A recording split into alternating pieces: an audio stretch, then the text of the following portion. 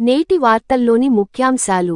స్థానిక సంస్థల ఎన్నికలకు బ్రేక్, బిసి రిజర్వేషన్ల జీవో, ఎన్నికల నోటిఫికేషన్ పై హైకోర్టు స్టే, కౌంటర్లు దాఖలు చేయాలంటూ ఇరు పక్షాలకు ఆదేశం, తదుపరి విచారణకు 6 వారాలకు వాయిదా. హంగరీ రచయిత లాస్లో క్రస్నహోర్కై నోబెల్ సాహిత్య పురస్కారం వరించింది.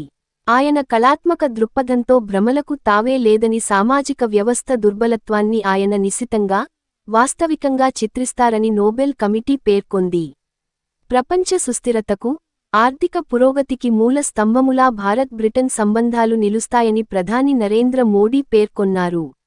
ఇతర దేశాలకు చెందిన బహుళ జాతి కంపెనీలు మన దేశంలో కొత్తగా ఏర్పాటు చేసే జిసిసి, గ్లోబల్ కెపేబిలిటీ సెంటర్, ఆకర్షించడంలో హైదరాబాద్ అగ్రగామిగా ఉన్నట్లు మానవ వనరుల సేవల సంస్థ ఎక్స్పీనో తాజా నివేదికలో పేర్కొంది.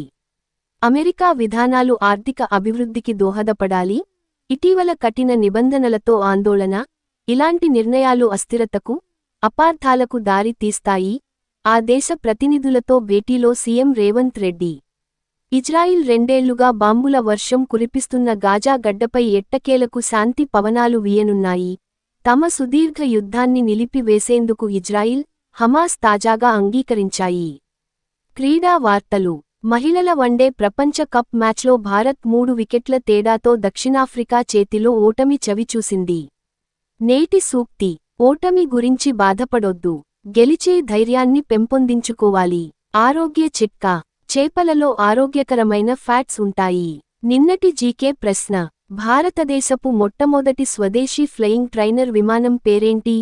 జవాబు హన్సా 3. నేటి జీకే ప్రశ్న. పార్లమెంట్ ఎన్నికలకు సంబంధించి ఒకే వ్యక్తి ఏకకాలంలో ఎన్ని నియోజకవర్గాల నుంచి పోటీ చేయవచ్చు? నేటి జీకే ప్రశ్న మరోసారి. పార్లమెంట్ ఎన్నికలకు సంబంధించి ఒకే వ్యక్తి ఏకకాలంలో ఎన్ని నియోజకవర్గాల నుంచి పోటీ చేయవచ్చు?